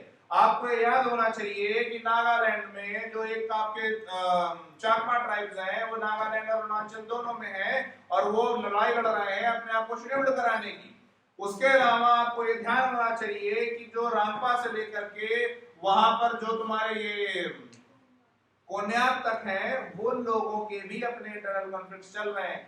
Try to be very specific, that will elevate you from mediocrity. ठीक है ना, बढ़िया। इनको वो पॉइंट समझा दो, लास्ट वाला वो क्या बोला था, यूनिफायर sovereignty UCC के बारे में। जिन्होंने कहा था कि यूनिफॉर्म सिविल कोड हमें ऐसा चाहिए जो पूरे नॉर्थ ईस्ट को यूनिफाई कर सके, ना कि उसको डिवीजन्स में और तोड़े।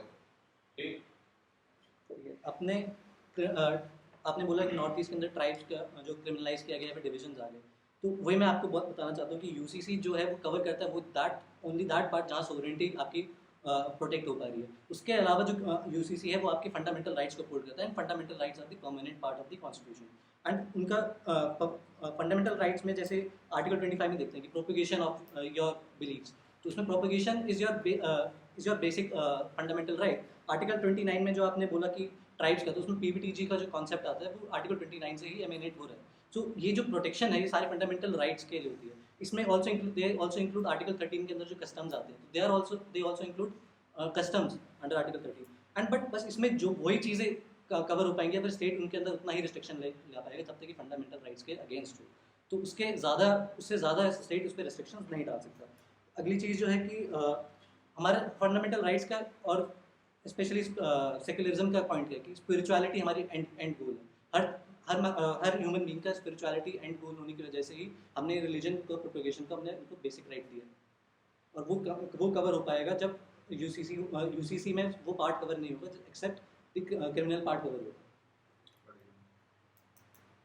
भाई इन्होंने कहा कि यूनिफॉर्म सिविल कोड में ऐसी कोई चीज कवर नहीं होगी जो आपके कल्चर को बहुत ज्यादा थ्रेटन करती है। ऐसी सारी क्रिमिनल चीजें जो सोवरेनिटी के अगेंस्ट जा रही हैं वो सारा यूसीसी में कवर करके हम उसको यूनिफॉर्म बना देंगे, लेकिन जो आपकी कल्चरल डाइवर्सिटी है उस पर हम वो नहीं करने वाले। और ध्यान रखिए इन्होंने क्या कहा कि UCC is in DPSP but that will not encroach fundamental rights, ठीक है ना। और मिनर्वा मिल्स केस की fundamental rights and DPSP are two wheels of constitution, और दोनों का साथ साथ चलना है, इनको हार्मनी में रहना पड़ेगा। बढ़िया टीम देवेश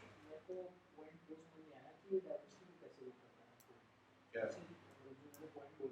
इन्होंने ये कहा है, इन्होंने ये कहा है कि यूनिफॉर्म सिविल कोड जो है वो सिर्फ उन जगहों पर यूनिफॉर्मिटी लाने की कोशिश कर रहा है जहां पर कोई क्रिमिनल एंगल इन्वॉल्व है, जहां किसी के साथ कुछ गलत हो रहा है, करप्ट प्रैक्टिसेस हैं, जो तुम लोग कह रहे थे। बाकी सब जगह वो डाइवर्सिटी को एक्नॉलेज करता है, ठीक है, क्योंकि जो आर्टिकल फंडामेंटल राइट में जो डाइवर्सिटी आपको दी गई है 25 से 29 तक, उसको ओवरराइड नहीं कर रहा है।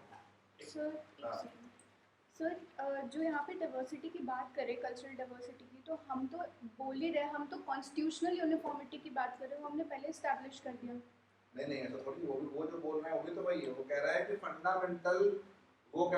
फंडामेंटल राइट्स के अंदर में आप जो फंडामेंटल राइट्स में जो है जो आपको कॉन्स्टिट्यूशनल डाइवर्सिटी दी गई है वो उसको डिफेंड कर रहे हैं। यस हाँ, चलिए लिपिका और गौरव आखिरी 2 राउंड्स हैं, उसके बाद कंक्लूजन होगा। इसके बाद 2 और 3 टोटल। तो इन्होंने जब स्टार्टिंग में दिया ने बात करी थी इंटीग्रेट ह्यूमनिज्म की, उस पर एक पॉइंट ये कि इंटीग्रेट ह्यूमनिज्म का बेसिस जो आप कल्चर की बात कर रहे हैं कि कल्चर जो है वो बेसिस है इंटीग्रेट ह्यूमनिज्म का, उस कल्चर का भी बेसिस एक यूनिवर्सल एजुकेशन सिस्टम है जो आपकी सोशल मोरालिटी को शेप कर रहा है, जो एक यूनिफॉर्म तरीके से अगर यूनिफॉर्म कुछ उसमें वैल्यूज रहेंगी तो भी आपकी सोशल मोरालिटी शेप हो पाएगी with the larger construct of individual constitution. और धीरे बोलो, दोबारा बोलो। मैं कुछ यहाँ पे सुप्रीम कोर्ट के केसेस बताना चाहूँगा। 1959 में केस हुआ था सरदार Swaroop Singh versus state of Punjab. इसमें सुप्रीम कोर्ट ने बताया था कि जो सिख कम्युनिटी के अंदर मतलब उनके बोर्ड मेंबर की जो इलेक्शन होगी वो सेकुलर पार्ट है और कहीं भी ऐसा किसी उनके बुक में नहीं लिखा है तो इस पर हम मतलब एज अ लॉ बना सकते हैं, एसेंशियली प्रैक्टिस नहीं है उनका। 1972 में एक केस हुआ था शेषामल वर्सेस स्टेट ऑफ तमिलनाडु। इसमें सुप्रीम कोर्ट ने बताया कि जो मंदिर के अर्चक होते हैं, मतलब तमिलनाडु में जो पुजारी होते हैं, वो सिर्फ अगम कम्युनिटी से ही आएंगे, पर उनको चाहे तो स्टेट जैसे उनको पता है कि स्टेट उसको मतलब वहाँ पे पुजारी एज अ नियुक्त कर सकते हैं। 2017 में एक केस हुआ था Saira Bano versus union of India. इसमें सायरा बानो ने ये केस किया था कि ट्रिपल तलाक को दोबारा मुस्लिम में इम्पोज किया जाए, लाया जाए। इसमें सुप्रीम कोर्ट ने कहा triple talaq is only a form of talaq which is permissible in law but at the same time stated to be sinful by very Hanafi school which tolerates it. Therefore, it would not form a part of any essential religious practice as the fundamental nature of the Islamic religion, as seen through an index Sunni Muslimai, will not change without this practice. तो ये तीनों religion में supreme court ने uniformity दिखाई और सबको एक साथ लेकर चल गए। बढ़िया भाई इन्होंने लिपिका ने पहले बोला कि आपकी कॉन्स्टिट्यूशनल मोरालिटी, आपकी सारी चीजों का जो बेस है वो एक यूनिवर्सल एजुकेशन सिस्टम है, मतलब एक एजुकेशन सिस्टम भी जहां पर यूनिवर्सल वैल्यूज को होल्ड किया जा रहा है। अगर आप सस्टेनेबल डेवलपमेंट गोल्स की बात करें तो और क्या है, 17 यूनिवर्सल टारगेट्स ही तो है, 17 यूनिवर्सल वैल्यूज ही तो है, इनसे पूरा का पूरा दुनिया आज गाइड हो रही है। तो वहां पर भी आप देख रहे हो यूनिफॉर्मिटी यूनिवर्सलिटी। दूसरी बात, इन्होंने 3 अलग अलग रिलीजन्स का एग्जांपल देकर के क्या बताया कि सुप्रीम कोर्ट जो है वो ये बहुत ध्यान रख रही है कि कहां पर किस धर्म में उसकी इसेंशियल रिलीजियस प्रैक्टिसेस को प्रोटेक्ट करते हुए यूनिफॉर्मिटी को अपहोल्ड करना। तो ये भी बैलेंस पर ही आ गए हैं, ठीक है ना। हाँ भाई, टीम में दावे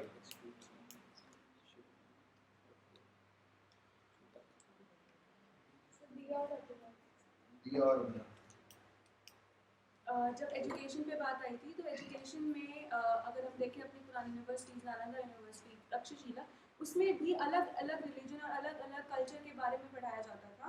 and I want to say about Aruna Roy case, जिसमें सुप्रीम कोर्ट ने कहा है the concept of secularism is not in danger if the basic tenets of all religions all over the world are studied and learned. Values based education will help the nation to fight against कनेक्टिज्म, ill will, violence, dishonesty and corruption. These values cannot inculcated if the basic tenets of all religions are learned. यहाँ पे हमारा point जो है वो ये है कि accommodating diversity with some sense of uniformity, जो कि जरूरी है। क्यों? क्योंकि एंड गोल ये है protecting the sovereignty of India as a whole, पहली बात। दूसरी बात जो इन्होंने उतनी देर से बोल रहे हैं, साधक और साध्य वाली बात, यूनिवर्सिटी की तरफ जाएंगे, बट जब तक डाइवर्सिटी को आप एकोमोडेट नहीं करोगे तब तक आप कैसे एक अहम ब्रह्मास्म की तरफ पहुंचोगे। यूनिवर्सल एजुकेशन सिस्टम की आप बात करते हो, ठीक है, उसमें अगर डाइवर्सिटी नहीं होगी, जो एनईपी कहती है, 3 लैंग्वेज फार्मूला जो कहता है, आप दूसरे कल्चर को नहीं जानोगे। उसी की वजह से जो इन्होंने बोला, जो ये बोल रहे हैं कि रिलीजन के आधार पर या लैंग्वेज के आधार पर स्टेट्स बने। नॉर्थ ईस्ट में क्या हो रहा था, 4 स्टेट आपके अलग बन गए हैं नीचे, वो खालिस्तान की बात इन्होंने कही। क्यों? क्योंकि आप डाइवर्सिटी को एकोमोडेट नहीं कर पा रहे हो। अहम ब्रह्मास्म होने का मतलब ये नहीं होता है कि सारी डाइवर्सिटी को छोड़ दे। Diversity is a main function. आप साइंस एंड टेक में जाएंगे, सबके अंदर ईश्वर है, लेकिन जो डाइवर्सिटी है वही आपको इनोवेशन के लिए आगे करती है, पहली बात। दूसरी बात, ये इंडिया है, यहाँ का सेकुलरिज्म आपसे ये कहता है कि सर्वधर्म संभाव, और इंडिया की माइनॉरिटी कोई लिंग्विस्टिक माइनॉरिटी, कोई रिलीजियस माइनॉरिटी नहीं है। ये सर्वपल्ली राधाकृष्णन ने कहा था, यहाँ की माइनॉरिटी वो है जो डाउन ट्रोडन पीपल हैं, जो 46 में डीपीएसपी में कहा गया है। यहाँ की माइनॉरिटी वो है, वो 40 करोड़ लोग जो गरीब हैं, दबे हैं, कुचले हैं आज भी, यहाँ की माइनॉरिटी वो है। और सेक्युलरिज्म इंडिया में कभी भी रिलीजन से गाइडेड नहीं था और ना आगे होना चाहिए। इसका एपिटोम मैं आपको बताता हूँ। जिन राम ने कश्मीर से लगाकर कन्याकुमारी तक भारत को एक किया, जब 1992 में बाबरी मस्जिद गिराई जाती है, उसका ढांचा ढहाया जाता है, तब उसी सेक्युलरिज्म को प्रोटेक्ट करने के लिए सुप्रीम कोर्ट ने उत्तर प्रदेश की सरकार को बर्खास्त किया था। क्यों? क्योंकि secularism is a basic structure of Indian constitution which is not amendable. तो ऐसा है, पहले जो ये बोला वो बात बताएंगे, तुम्हारे 2 बार का हो गया ये, सही बात, मतलब जितना लंबा बोला गया है तो 2 बार का तुम्हारा एक ही हो गया, ठीक है। तो अगली बार तुमको मौका नहीं मिलेगा। आप अभी डॉक्टर रुक जाओ,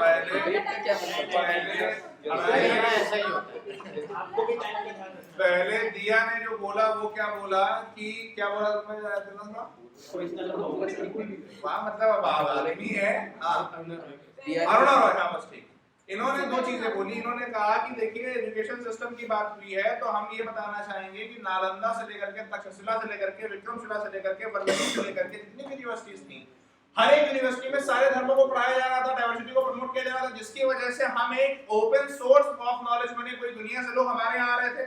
फिर उन्होंने कहा कि अरुणा रॉय केस में क्या बोला गया, सुप्रीम कोर्ट ने अरुणा रॉय केस में ये बोला कि भाई साहब आप एक बात को समझिए, अलग अलग धर्मों के टेनेट्स को पढ़ाना, अलग अलग धर्मों के प्रिंसिपल्स को बताना, किसी भी तरह से रिलीजियस एजुकेशन, रिलीजियस फैंटेसिज्म को बढ़ावा देना नहीं है, सेक्युलरिज्म के अगेंस्ट नहीं है, यूनिफॉर्मिटी को इंपोज करना नहीं है, वो तो एक ह्यूमन भाव को प्रमोट करना है, डाइवर्सिटी को प्रमोट करना है। और उसके बाद अब इन्होंने जो बोला उसका एक जो सबसे इंपॉर्टेंट डबल हुआ पर मैसेज है वो क्या कि आप भारत को अगर आपको समझना है तो आपको ये समझना होगा कि इस देश के सांस्कृतिक शिखर राम, और जब राम मंदिर बनाने के लिए बाबरी मस्जिद को तोड़ा गया तो सुप्रीम कोर्ट ने उत्तर प्रदेश की सरकार को बर्खास्त कर दिया, ये कहते हुए कि राम भी ये नहीं चाहेंगे कि किसी दूसरी कम्युनिटी को इस तरह से हर्ट किया जाए। ठीक, बढ़िया टीम दे पहले शिफ्ट करना है, अगर टाइम बचा तो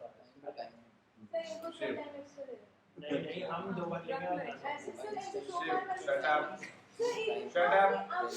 marshals throw around.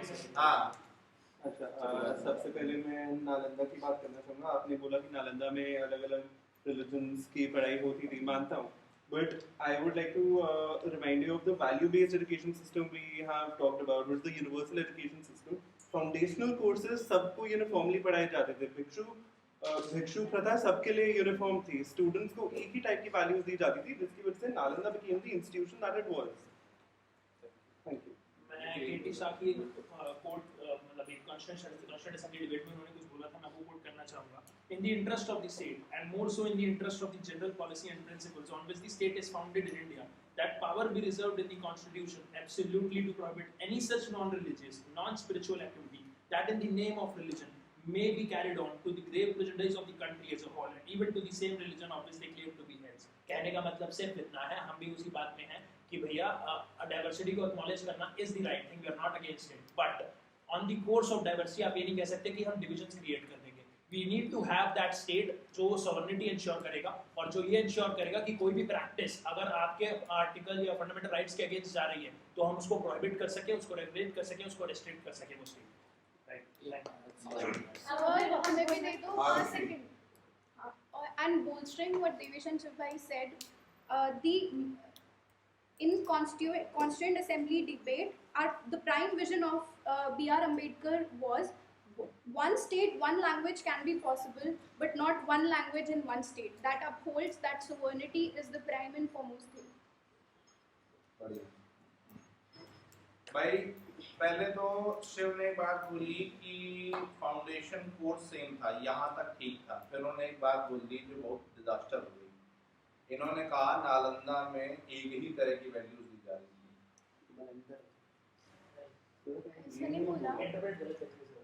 Line exactly वो मैं कह रहा हूं, बोल गया वो। इन्होंने कहा कि वैल्यू बेस्ड एजुकेशन सबके लिए सेम थी, ये हाँ, ये बोला नहीं तुमने, ये मतलब था तुम्हारा, तुमने बोला वो जो मैं लाइन बोल रहा हूँ कि मैं मैसेज लिख ली थी, ठीक है। तो ध्यान रखिए कि नालंदा में एक तरह की वैल्यूज नहीं दी जा रही थी, नालंदा में ऐसी वैल्यूज को सबको सिखाया जा रहा था जो across time and space relevant रहे। सनातनता ही सिखाई जा रही थी नालंदा में, क्योंकि सनातनता का मतलब ही टाइम एंड स्पेस से इररिलेवेंट होना होता है, जो हर समय पर रेलेवेंट हो वो सनातन है, वो चिरकाल तक स्थायी रहने वाला सनातन है।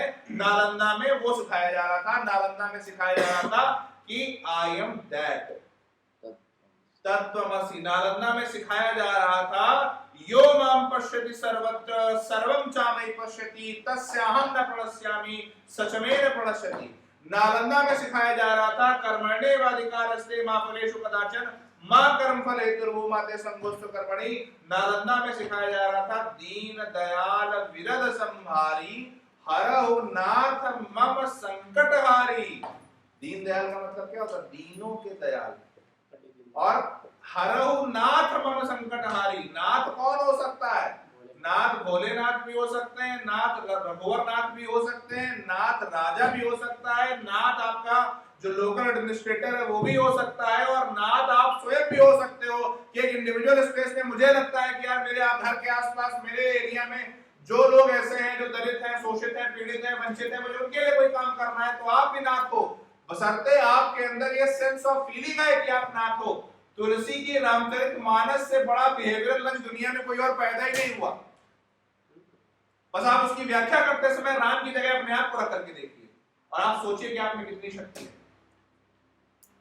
ठीक, तो कहने का मतलब ये है कि नालंदा में जो बताया जा रहा था वो इटर्नल सत्य था, वो यूनिवर्सल सत्य था।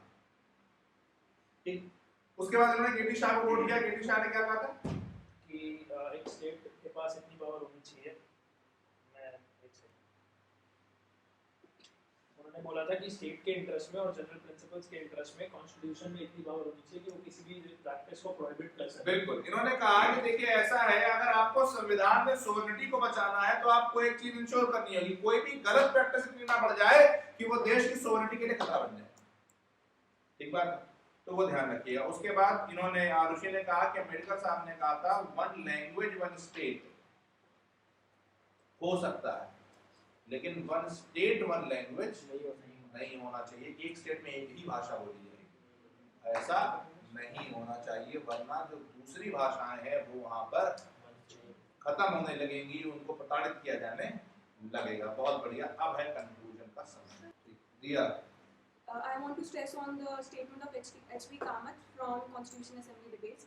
If we have to make this disunited nation so-called united, but really disunited nation really united, we have to go to convert this insecurity council to a real security council. We have to go back to the values of the spirit.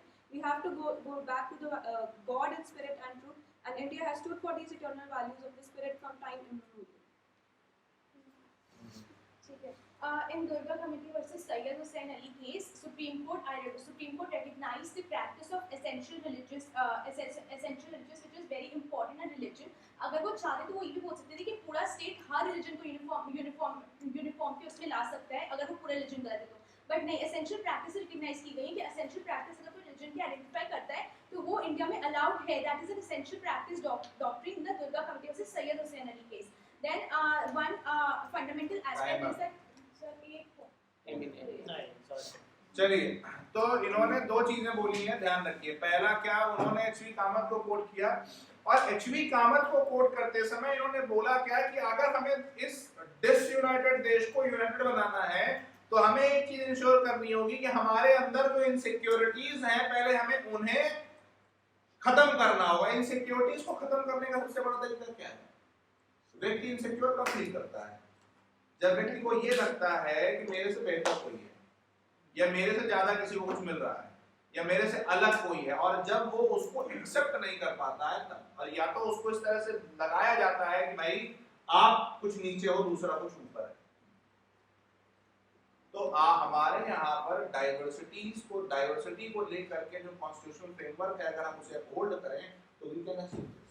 उसके बाद इन्होंने essential religious practices की बात करी। ठीक, तो ध्यान रखिएगा, एसेंशियल रिलीजियस प्रैक्टिस में बड़ी सीधी सी चीज सुप्रीम कोर्ट ने बोली थी कि भैया कोई भी चीज अगर किसी धर्म के लिए एसेंशियल है, किसी धर्म का काम उसके बिना नहीं चल सकता है, तो ही वो उसमें उसे तो ही वो सरकार उसे रेगुलेट नहीं कर सकती है, अदरवाइज वो रेगुलेट होगी। तो उन्होंने कहा कि अगर सुप्रीम कोर्ट चाहते तो ये बोल सकती थी कि स्टेट पूरे रिलीजन को रेगुलेट करे, बट नहीं बोला, क्योंकि supreme court respects the diversity of the land. बढ़िया, अब 60 मिनट आपके पास है, 60 मिनट करो, 60 सेकंड आपके पास है, दोनों टीम्स के पास। Prepare your conclusion and then we will start conclusion. The term secularism has meant different things for different nations at different times. What initially started as a safeguard against the excessive control of the church over individuals has now evolved to be much more. The French have a term, laïcité, to define their form of secularism that not only segregates the state from religion but also banishes the religious practice and symbols from the public square. The USA, although having a strict difference between religion and state, would allow you to identify with the culture even in a public life. The UK does the same as USA, but it has an official religion for the state and has reservation for religious members in the parliament. Karl Marx opined that religion is an opium, and it reflected in the policies of the USSR, which followed state atheism and forced people to give up religion. But in India, limited only by the vocabulary, the term secularism goes much beyond that. For one, religion is part of the culture of the people. Two, it is agreed that religion or this culture is inseparable from the lives of the people, which could be seen in other countries as well. But three, and the most important, is that we believe that religion or culture are very crucial to the spiritual growth of the people.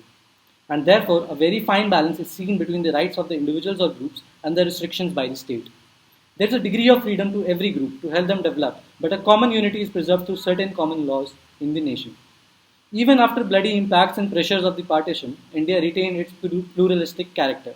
It had the courage to look back to the archaic practices of the society and tackle them well, and continues to do so. It keeps in confidence every single minority and pacifies the majority time and again in case they aggravate.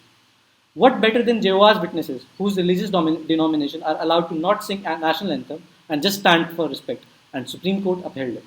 A secular state ensures that everything related to equality, liberty, and justice are not discriminated at any level, especially for every cultural group present in a nation. Anything done by state protecting the state shall be done on equal level for every religion, whether it be intervening or not being intervening. But secularism as a concept was always a slippery phase, as mentioned by Loknath Mishra in the Constituent Assembly. It has definitely become one of the biggest bones of contention in Indian politics, in which we can see blames going forward for both majoritarianism, which is blamed for eroding secularism, and minoritism, which is blamed for taking undue advantage of the constitutional safeguards. But this religiosity can only be countered with constitutionality, which is guided by the moral law for which this ancient land is known for.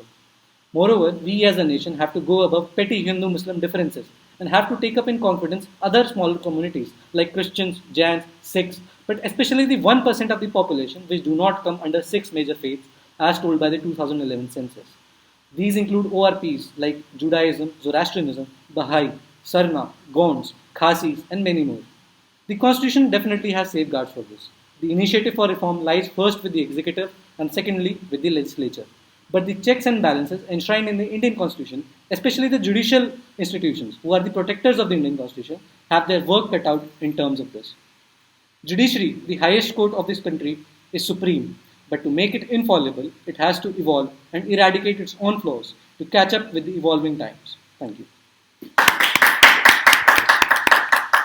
India as a civilization has been bound by and given birth to various cultures. From celebrating Ram Navami across the country to lighting up our homes on Deepavali, from Makar Sankranti in Punjab to Pongal in Tamil Nadu, from Jyotirlingas extending from Kedarnath in the north to Rameshwaram in the south, from colourful celebrations of Holi in Uttar Pradesh to Manjal Kuli in Kerala.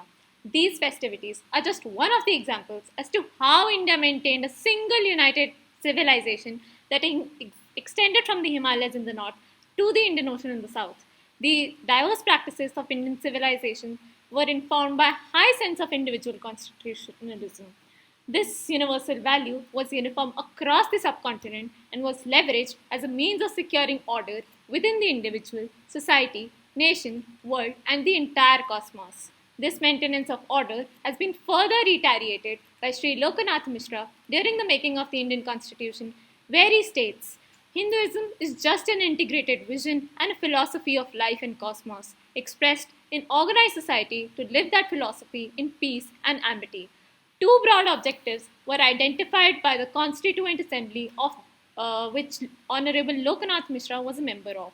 These were protecting the sovereignty of the country and maintaining the social welfare. Sovereignty and integrity of India form the fulcrum of not just Indian secularism but also the entire constitution. It is evident in the preamble, the restrictions given in Article 19(2), 25 and 26. These are further strengthened through the Supreme Court judgments where the doctrine of determining essential religious practices is decided by the courts. The second component, that is social welfare, was informed through a uniform principle of securing life through Article 21, liberty through Article 19, and equality through Article 14. Either the basic principle or the final objective of every article informing the cultural or religious aspect of the Constitution is this very trinity. In a furtherance of these objectives, the Constitution makers directed the state to implement a uniform civil code under the directive principles of state policies. In support of UCC, K.M. Munshi said, "We are on a stage where we must unify and consolidate the nation by every means without interfering with religious practices. If, however, the religious practices in the past have been so construed as to cover the whole field of life, we have reached a point where we must put our foot down and say that these matters are not religion. They are purely matters for secular legislation." Moving ahead, in the dynamics of current times, where religious extremism is gaining global concerns, religious indoctrination is informing significant spheres of national life, and regionalism is becoming a reality in the guise of cultural protection, it is time ripe to adhere to a uniform principle of constitutional supremacy. Only those cultures whose culture is in line with the constitutionality will be able to manage their culture in a constructive manner. To quote it all in one line, जीवन के शत शत आकर्षक अरमानों को ढलना होगा, कदम मिलाकर चलना होगा, कदम मिलाकर चलना होगा। तो सबसे पहले दोनों लोगों के कंक्लूजन्स को अगर हम देखें, पूरी डिबेट देखिए, पहली चीज समझिए, पिछले कुछ सालों से जिस तरीके के सेज आ रहे हैं कल्चर पर, सिविलाइजेशन पर, या जिस तरीके के सेक्युलरिज्म पर सवाल आ रहे हैं, चाहे भारत से फ्रांस क्या सीख सकता है, या जो मैंने आपको बताया कि सेक्युलरिज्म से भारतीय परंपराओं क्या खतरा है, जो भी इस तरीके के सवाल आ रहे हैं, सबसे पहली जो अंडरस्टैंडिंग है वो क्या है कि आपको टॉपिक की अंडरस्टैंडिंग होनी चाहिए थी कि भाई एक तरफ की टीम बोल रही थी कि secularism is important for upholding uniformity, और दूसरी तरफ की टीम बोल रही थी to promote diversity. Now what is the answer? जो लिपिका ने कंक्लूजन दिया है और जो साहिल ने कंक्लूजन दिया है वो परफेक्ट कंक्लूजन है। मतलब not a single thing that I want to change in them. दोनों कंक्लूजन्स को उठा करके आप मिला दीजिए, ये किसी भी एसे का, किसी भी सवाल का परफेक्ट आंसर है विद प्रॉपर एग्जांपल। और इसकी सबसे बड़ी टेक अवे क्या है? यूनिफॉर्मिटी इज द ब्रॉड कलेवर, यूनिवर्सैलिटी इज द ब्रॉड कलेवर। देखिए इसमें एक चीज और भी है, आप यूनिफॉर्मिटी को सही संदर्भ मिले ये भी आवश्यक है। आप जो जूविश होलोकॉस्ट किया हिटलर ने वो ना बन जाए कि मेरी ही रेस रहे, मेरे ही लोग रहे, मेरा ही धर्म रहे। ये यूनिफॉर्मिटी अगर आप इंपोज कर रहे हैं तो वो गलत है क्लियरली। लेकिन अगर आप माइक्रो लेवल पर you are allowing people to follow their culture and they are entitled to follow, you are allowing the people to follow their culture, you are allowing the people to follow their customs, और सिर्फ वहां पर आप pitch इन कर रहे हैं जहां पर आपको लग रहा है कि इनके कल्चर का कोई हिस्सा मेरे कानून व्यवस्था के, मेरे लॉ एंड ऑर्डर के, मेरे कॉन्स्टिट्यूशन के विपरीत जा रहा है, वहां पर आप पिच इन कर रहे हैं। Other than that micro level पर आपने उनको ये फ्रीडम दी है कि you can pursue your own culture. उससे क्या होगा? उससे मैक्रो लेवल पर पीस होगी, पीस होगी तो प्रॉस्पेरिटी होगी, प्रॉस्पेरिटी और पीस होगी तो मैक्रो लेवल पर, बड़े लेवल पर आप कुछ यूनिफॉर्म वैल्यूज को प्रमोट कर सकते हो, जैसे अहिंसा, जैसे सैक्रिफाइस, जैसे एनवायरनमेंट फ्रेंडली डेवलपमेंट, जैसे एनवायरनमेंट के साथ जीना, जैसे दूसरों के साथ मिलजुल कर रहना, जैसे ओपननेस का होना, जैसे नॉलेज शेयर करना, जैसे इनसिक्योर ना होना। ये सारी चीजें आप मैक्रो लेवल पर तब प्रमोट कर सकते हो जब माइक्रो लेवल की कॉन्फ्लिक्ट्स खत्म हो जाएं, या माइक्रो लेवल पर लोग सही से रह रहे हों, एक दूसरे के साथ रह रहे हों। दो बड़े बढ़िया एग्जाम्पल आए। एक आया ज़ोरास्ट्रियनिज्म का एग्जाम्पल, जहां से शुरू हुआ था कि हमने ज़ोरास्ट्रियन से कहा कि आप यहाँ रहिए, बस आप कन्वर्जन मत करिए, आप यहाँ की लोकल लैंग्वेज सीख लीजिए और हथियार छोड़ दीजिए। दूसरा एग्जाम्पल आया रामनवमी से लेकर के सारे जो हम त्यौहार मना रहे हैं वो हम पूरे देश में मना रहे हैं, यानी कि पूरे देश में एक यूनिफॉर्मिटी का भाव है। लेकिन वो यूनिफॉर्मिटी हम किसी पर भी इम्पोज नहीं कर रहे हैं। सबके अपने अपने राम हैं, जिसने राम को जैसा देखा, जैसा समझा, उसके वैसे राम हैं। आप कृष्ण जी को ले लीजिए, कहीं पर वो लड्डू गोपाल हैं, कहीं पर वो तिरुपति हैं, कहीं पर वो जगन्नाथ हैं, कहीं पर वो द्वारका में द्वारकाधीश हैं, ठीक है ना। सबके अलग अलग फॉर्म हैं। हमारी सबसे बड़ी ब्यूटी ही यही है, when we say culture is what we are, civilisation is what we have, we are programmed in a way कि हम हर छोटे से छोटे व्यक्ति की चॉइस को, उसकी इंडिविजुअलिटी को, किसी ने कहा प्राइवेसी फंडामेंटल राइट है, 2017 में पुट्टा स्वामी केस में बोला गया। मैंने कहा नहीं, प्राइवेसी फंडामेंटल राइट है, भगवान श्री राम ने बोल दिया था। शबरी का जैसे मन होगा वो पूजा करेगी, शबरी का जो मन होगा वो भोग लगाएगी। युधिष्ठिर के आप सुग्रीव के यहाँ जाकर के हम ये नहीं कहेंगे कि आप ऐसे करिए, नहीं, उनका जो मन है, जो उनकी श्रद्धा है। भाई राम के सामने सुग्रीव भी आए, हनुमान भी आए, शबरी भी आई, न जाने कितने ऋषि आए, कितने राक्षस आए, विभीषण आया, सबने अपनी अपनी श्रद्धा से भोग लगाया। और अगर आप ध्यान दीजिए तो पूरे देश में बहुत सारी ऐसी जगह हैं जहां पर हर तरह का भोग लगता है भगवान को। तो हम और आप कौन होते हैं इनको शिखंचों में तोड़ने वाले? हम और आप कौन होते हैं इनको फ्रेम्स में वो करने? भारतीय सभ्यता को अगर आपको बनाए रखना है तो आपको ये ध्यान रखना होगा कि बूटा कोला से लेकर के और उत्तर प्रदेश में होने वाली रामलीला तक सब भारत है,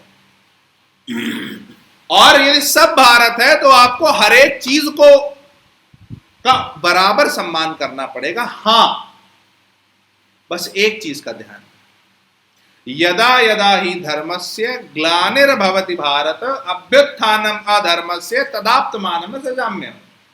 अगर कभी कोई ऐसा कुछ करने लगे जिससे धर्म की हानि हो, और आपके लिए सबसे बड़ा धर्म क्या है? हर एक व्यक्ति के लिए, एक राजा के लिए, एक सामान्य व्यक्ति के लिए सबसे बड़ा धर्म क्या है? उसके राज्य की रक्षा, उसके लोगों की रक्षा।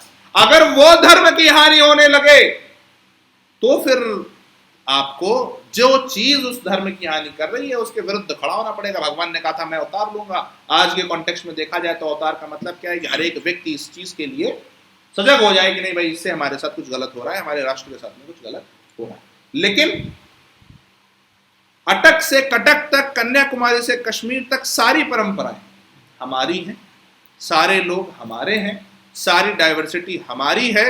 और जब ये सब हम इनका सम्मान करेंगे तो बाहर जो खड़ा होगा, जो अमेरिका में खड़ा होगा, यूरोप में खड़ा होगा, वो बाहर से देख के कहेगा यार ये सिविलाइजेशन कितना लाइवली और वाइब्रेंट है। So it's all about reference points. ठीक, इसलिए इस डिबेट का एक विनर संभव नहीं है। तो इसलिए दोनों टीम्स जो है वो इसकी ज्वाइंट विनर्स हैं। धन्यवाद।